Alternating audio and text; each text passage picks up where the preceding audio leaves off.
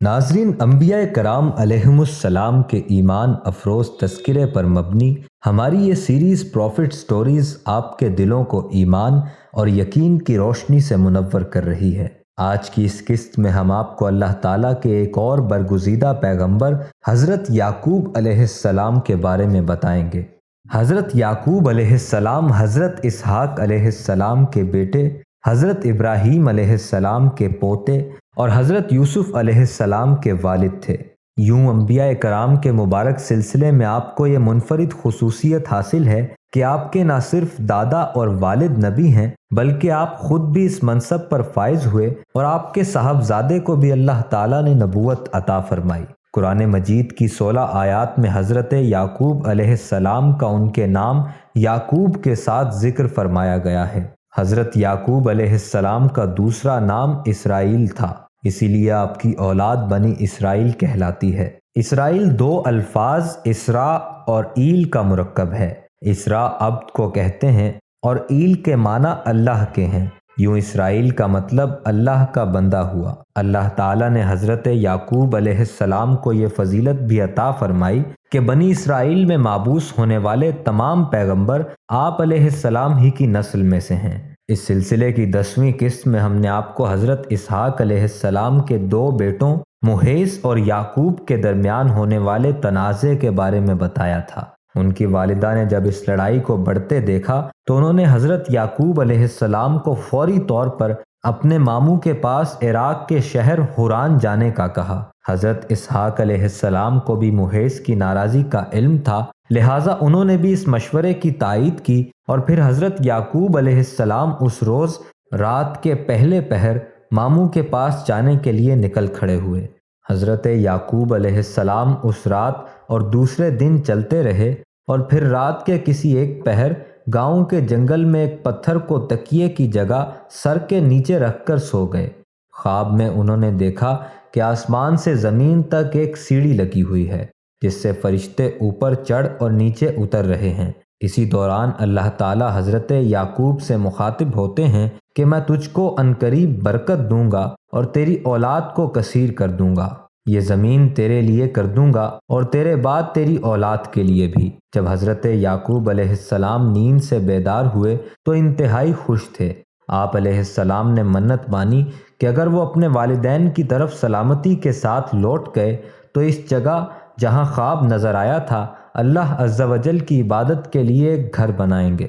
حضرت یعقوب علیہ السلام نے اس پتھر کو تیل سے نشان لگایا جس پر سر رکھ کر سوئے تھے تاکہ واپسی میں اس کے ذریعے جگہ کی نشاندہی ہو سکے۔ حضرت یعقوب علیہ السلام طویل سفر کے بعد حران میں اپنے ماموں کے پاس پہنچ گئے۔ ماموں بھانجے کو دیکھ کر بے حد خوش ہوئے اور ان کی خوب خاطر مدارت کی۔ ماموں لابان کی 2 جوان بیٹیاں تھیں، بڑی کا نام لیا تھا اور چھوٹی کا نام راحیل تھا۔ حضرت یعقوب علیہ السلام نے ماموں سے چھوٹی بیٹی راحیل کا رشتہ مانگا تو ماموں نے شرط کے ساتھ ہاں کر دی کہ وہ 6 سال تک ان کی بکریاں چرائیں گے۔ جب مدت گزر گئی اور شرط پوری ہو گئی تو انہوں نے لوگوں کو اکٹھا کر کے دعوت کی اور شادی کر دی۔ رات کو حضرت یعقوب علیہ السلام پر انکشاف ہوا کہ شادی تو راحیل کی بجائے بڑی بہن لیا سے ہوئی ہے۔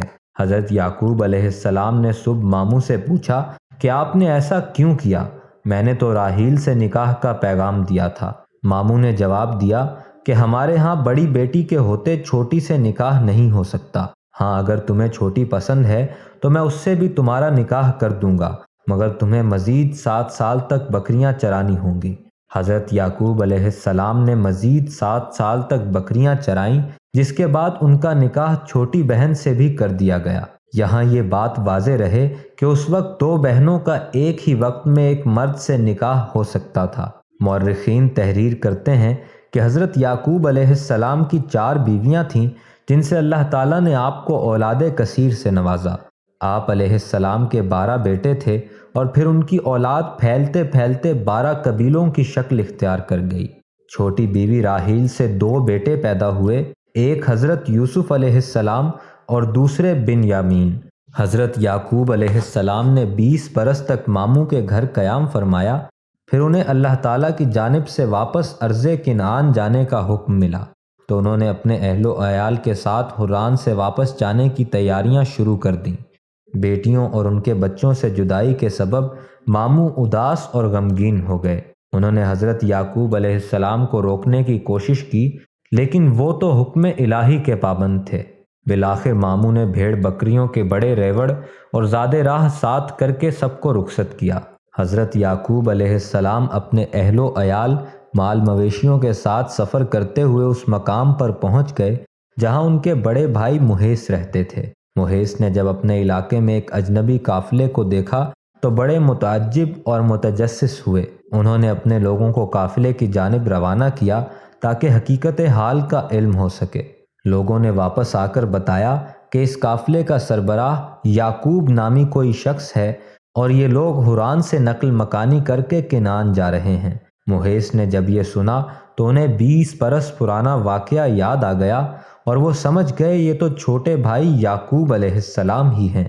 پھر محیص نے اپنے قبیلے کے 400 لوگوں کو ساتھ لیا اور یعقوب کی جانب چل پڑے۔ جب حضرت یعقوب علیہ السلام کو اپنے بڑے بھائی کے آنے کا علم ہوا تو خوف زدہ ہو گئے کہ جس بھائی کے ڈر سے وہ 20 برس والدین سے دور رہے، آج انہی سے سامنا ہونے جا رہا ہے۔ روایت میں ہے کہ اس موقع پر اللہ تعالیٰ نے آپ کے پاس فرشتے بھیجے جنہوں نے کہا کہ آپ علیہ السلام پریشان نہ ہوں، اللہ آپ کے ساتھ ہے، اپنے بھائی کے استقبال کی تیاری کریں۔ اس پیغام سے انہیں بڑا حوصلہ ملا۔ انہوں نے بھائی کو تحفے میں دینے کے لیے اپنے ریوڑ میں سے خوبصورت بھیڑ بکریاں ساتھ لیں اور کچھ دور جا کر بھائی کا استقبال کیا۔ 20 سال کی طویل جدائی نے محیص کے دل سے رنجش اور نفرت ختم کر دی تھی۔ حضرت یعقوب علیہ السلام نے کچھ دن بڑے بھائی کی میزبانی میں گزارے، پھر ان سے اجازت چاہی۔ محیص نے بہت سے تحفے تحائف دے کر عزت و احترام کے ساتھ چھوٹے بھائی کو رخصت کیا۔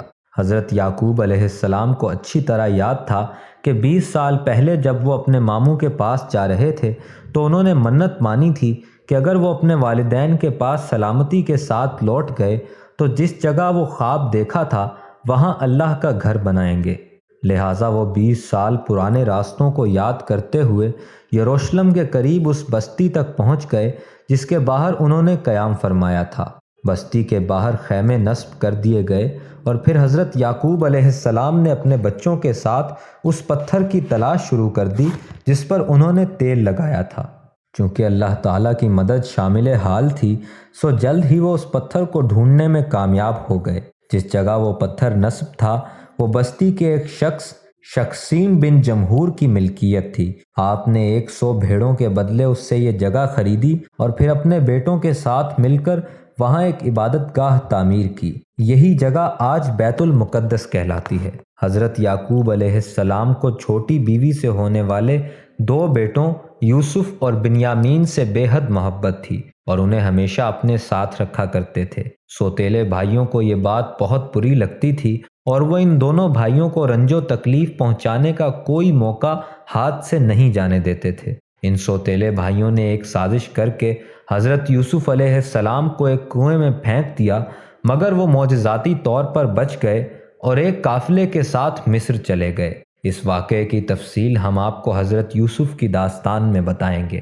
حضرت یعقوب علیہ السلام حضرت یوسف علیہ السلام کی جدائی کے سبب 40 سال تک انہیں یاد کر کے روتے رہے، یہاں تک کہ روتے روتے آنکھوں کی بینائی ضائع ہو گئی۔ آخر 40 سال بعد اللہ تعالیٰ نے حضرت یعقوب علیہ السلام کو بیٹے سے اس حیثیت سے ملوایا کہ وہ مصر کے بادشاہ بن چکے تھے۔